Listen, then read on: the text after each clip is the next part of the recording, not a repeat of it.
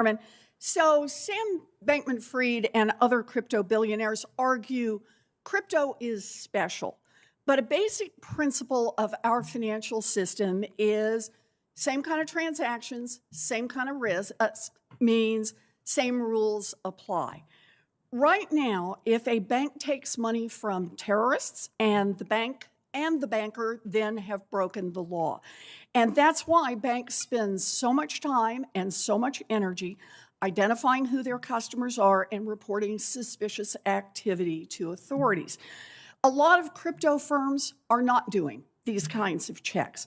So crypto has become the preferred tool for terrorists, for ransomware gangs, for drug dealers, and for rogue states that want to launder money. In 2021, at least $14 billion in digital assets went to criminals. Now, that's a lot of drugs and a lot of ransoms and a lot of bombs and a lot of nuclear materials, but it is likely only the tip of the iceberg. A new report finds that one crypto exchange alone helped launder over $10 billion for criminals and countries like Iran. Even so, the crypto industry continues to take the position nothing should change.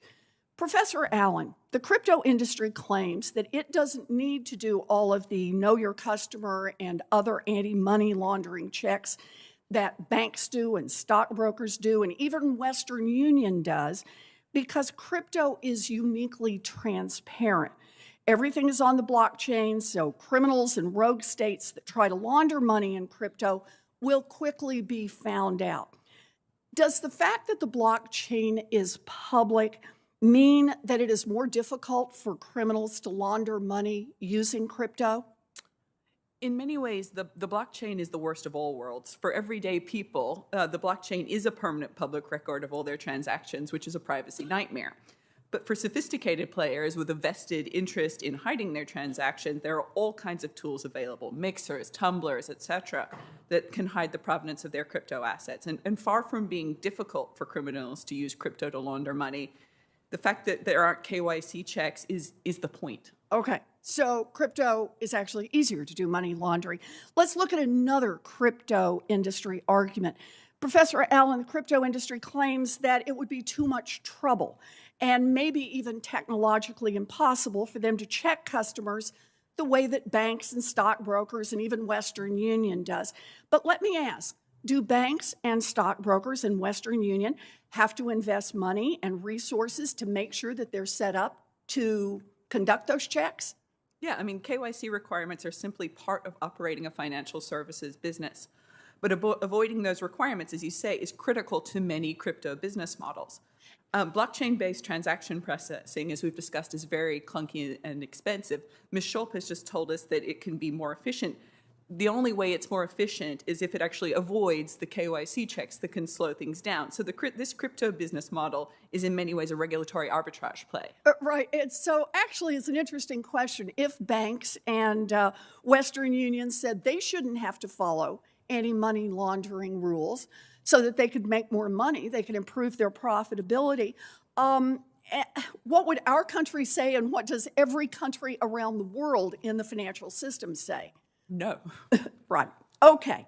So, Mr. O'Leary, I know that you are a big supporter of crypto, even after you lost $10 million in FTX's collapse, but you are an experienced investor. So let me ask you, do you believe that the potential benefits of crypto are so promising that we should accept weaker anti-money laundering rules and weaker compliance from crypto firms than we require from banks, from brokers, and from Western Union? No, I think we should apply the same regulatory structure that we apply to existing trading of stocks and bonds on exchanges tied to broker-dealers. That is not complicated. It's already been implemented in other countries.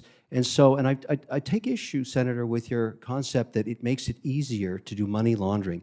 Currencies have been used for drug trafficking since the 60s in the American dollar when it was thrown out of a Piper aircraft in a duffel bag. The American dollar is also used by bad actors all the time.